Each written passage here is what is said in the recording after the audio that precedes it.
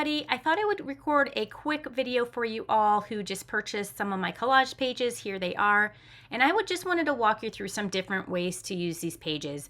It's pretty self-explanatory, but I also know when you're just getting started, sometimes you need a little nudge and a couple of ideas to get you going. So here's just a mixed media page where I incorporated watercolor and markers, pencil, and some different types of collage papers. And here too on the left side, I just cut up some of those collage pages that I used, incorporated them in. And then here on the right side, I used just my collage pages to create kind of a black and white looking mixed media collage. I used some of my black and white washi tape, and you can see it just has a different effect, but I also love that as well.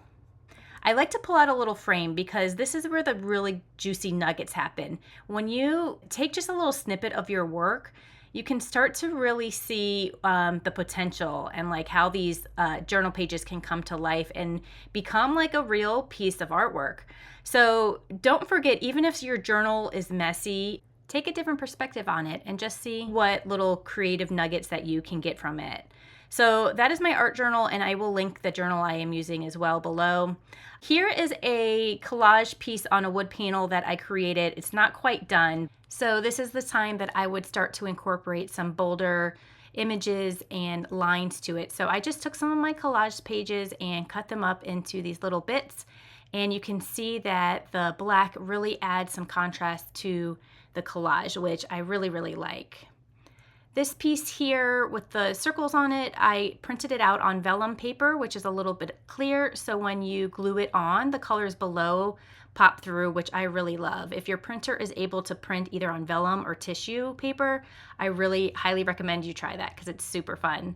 But yeah, you can see that just laying down some of these layers really takes it in a different direction. And I just really love that. And then here is a zine that I did a while ago. It doesn't have any words on it or anything, but it's just collaged magazine clippings. There's some Sharpie marker on there. And here too, just taking some of these clips of the pages and incorporating that in just adds a different element and just makes it super fun. So you can see there's many different applications to these journal pages, and I encourage you to just try them all out. Here is my Unbound journal, which I have a whole video series on, and I will link that below.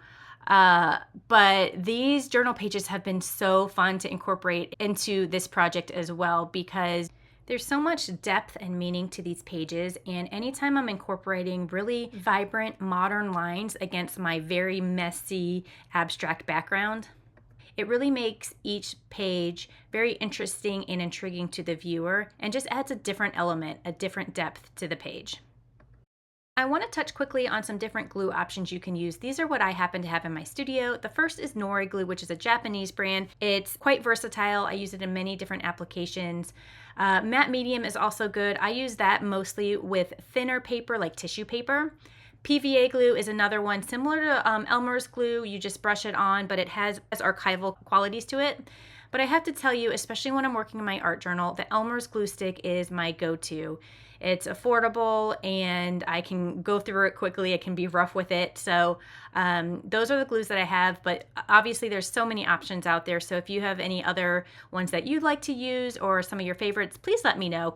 And then lastly, just different ways to utilize these pages. You can either tear the pages, you can cut them. I just got my hands on some of these scissors with the little crinkle cuts, which are super fun.